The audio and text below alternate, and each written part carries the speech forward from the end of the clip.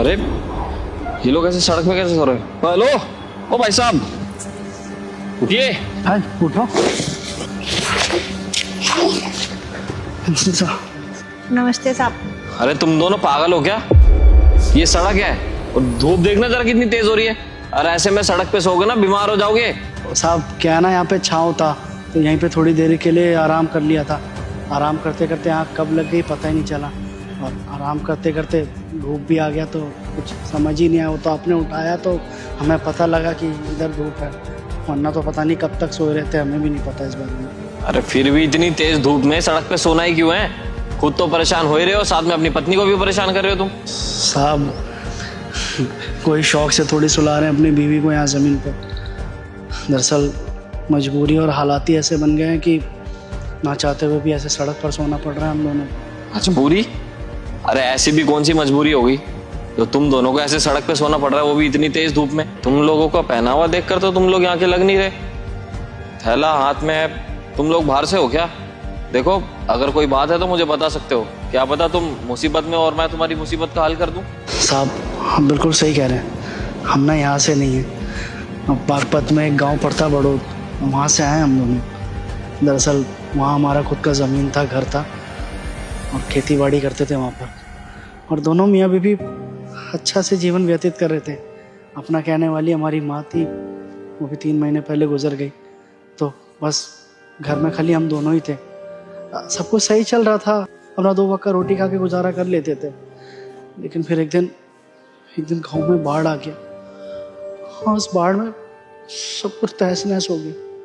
जिस जगह हम रहते थे वो जगह भी पूरा उजड़ गया। वो समझ में ही नहीं आया कि हम क्या करें और क्या नहीं। अरे आधे से ज़्यादा लोग तो उस बाढ़ में बह गए, पूरा गांव खाली हो गया। ऐसी जगह पर रह के करते भी तो क्या करते साहब। हम सोचे कि ठीक है कोई बात नहीं, यहाँ से पलायन कर जाते हैं, और ये सोचते हुए मैं और ये वहाँ से बाहर आ गए। अब गांव से बाहर आए तो सोचे एक आध दिन में कहीं ना कहीं तो काम मिल ही जाएगा। लेकिन आज चौथा दिन है साहब, काम तो दूर की बात है, यहाँ तो कोई पूछने को भी नहीं आता कि तुम लोग ठीक भी हो या नहीं। वो तो आप जैसे इंसान ने उनसे पूछ लिया कि ऐसे धूप में क्यों सो रहे हो, वरना 3 दिन से किसी ने उनसे कुछ भी नहीं पूछा है साहब। बस ऐसे ही भटक रहे हैं, सोच रहे हैं कि ऐसे कहीं पे लेटे रहेंगे, किसी को हमारा ज़रूरत पड़ा, किसी को कोई काम वाले की ज़रूरत हुई तो हम दोनों मियाँ बीवी वहाँ चले जाएंगे और उनका काम कर लेंगे। लेकिन साहब 3-4 दिन हो गए शहर में ऐसे ही भटक रहे हैं बस। काफी बुरा हुआ यार तुम लोगों के साथ। लेकिन एक चीज बताओ, तुम लोगों ने कुछ खाया पिया है कि नहीं? तुम्हारे चेहरे देखकर तो लग नहीं रहा कि तुमने कुछ खाया है। साहब जिस दिन आए थे उस दिन एक मंदिर में रुके थे, वहीं भंडारा हो रहा था तो खाने पीने की व्यवस्था वहीं हो गई थी हम दोनों की। लेकिन अगले दिन फिर वहाँ के पुजारी ने हमें बोला कि साफ़ सफाई करनी है, यहाँ से बाहर चले जाओ। फिर वहाँ से चले गए कि एक ही जगह पे रुक के काम थोड़ी मिलेगा, जगह जगह तो भटकना पड़ेगा। उसके बाद से साहब कुछ भी नहीं खाए, और 10 रुपये भी नहीं है जेब में कि हम कुछ खिला दें। और 2 दिन से इसका भी तबीयत बहुत ज़्यादा ख़राब है। एक तो काम नहीं मिल रहा है, ऐसे दर दर भटकना पड़ रहा है, ऊपर से अगर इसको कुछ हो गया ना साहब तो अपने आप को माफ़ नहीं कर पाएंगे हम। देखो बहुत बड़ा शहर है ये, और यहाँ पे काम मिलना बहुत ज़्यादा नामुमकिन सा ही है। और ऐसे में तुम कब तक ऐसे सरवाइव कर लोगे? चलो एक दिन तुम्हें खाना मिल गया, ऐसे रोज़ रोज़ थोड़ी ना हो सकता है, लेकिन और ना तुम ऐसे सड़क पे सो सकते हो। अरे ऐसे रहोगे तो तुम दोनों का जीना दुश्वार हो जाएगा। लेकिन कभी ना कभी तो तुम दोनों को काम ढूंढना ही पड़ेगा, नहीं तो शहर से अपने गांव चले जाना वापस। साहब कब तक भटकना क्या, हम तो बस सोच ही रहे हैं कि हमें कहीं ना कहीं काम मिल जाए। अच्छा थोड़ी लग रहा है, भूखे पेट है 3 दिन से।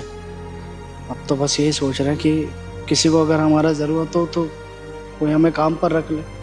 ऐसे में अगर 1-2 दिन और काम नहीं मिला तो इसका और ज़्यादा तबीयत ख़राब हो जाएगा। हाँ इसको कुछ हो गया ना तो हम अपने आप को माफ़ नहीं कर पाएंगे। वैसे भी इसके सिवा कोई नहीं है हमारा। काम के सिलसिले में आए थे ना आप लोग यहाँ पर? अगर मैं तुम्हें काम दूँ तो करोगे? हाँ साहब, काम के लिए तो यहाँ शहर में आए, हम काम कर लेंगे। कोई काम है आपकी नज़र में तो बता दीजिए, बहुत मेहरबानी होगा साहब। दरअसल पीछे इसी ब्लॉक में मेरा ऑफिस है, वहाँ पे 15 से 20 एम्प्लॉय काम करते हैं। अगर तुम लोग चाहो तो वहाँ पे काम कर सकते हो। वहाँ पे मेरे को एक सिक्योरिटी गार्ड की ज़रूरत है और एक मेड की ज़रूरत है, जो सुबह चाय बना दे और शाम को जो लोग ऑफिस में रुकते हैं उनके लिए खाना बना दे। कहो तो मैं तुम दोनों को काम दे सकता हूँ, बदले में मैं तुम दोनों को 20,000 रुपये दे सकता हूँ। बोलो, करोगे काम? हाँ साहब, ये भी कोई पूछने की बात है? अरे हम दोनों काम कर लेंगे साहब। आप तो सच में बहुत अच्छे इंसान निकले, वरना तो पूरे शहर में कोई मदद नहीं कर रहा था हमारी। आप काम का पूछे, हम जरूर काम कर लेंगे साहब। करोगे ना तुम काम? हाँ, हम काम कर लेंगे। कर लेगी साहब, साफ सफाई कर लेगी, सब कुछ आता है। और खाना बहुत अच्छा बनाती है, साक्षात अन्नपूर्णा है हमारी पत्नी। ऐसे काम का भी क्या फायदा जब रात सड़क पे बितानी पड़े। अरे तुम लोग उसकी चिंता मत करो। दरअसल ऑफिस में ना क्वार्टर बनवा रखे हमने साइड में ही। जैसे कोई लोग बाहर से आते तो वहाँ पे रह लेते, तो तुम्हारे लिए भी वहाँ पे एक कमरा खाली है, आप दोनों वहाँ पे जाके रह सकते हो बहुत आसानी से।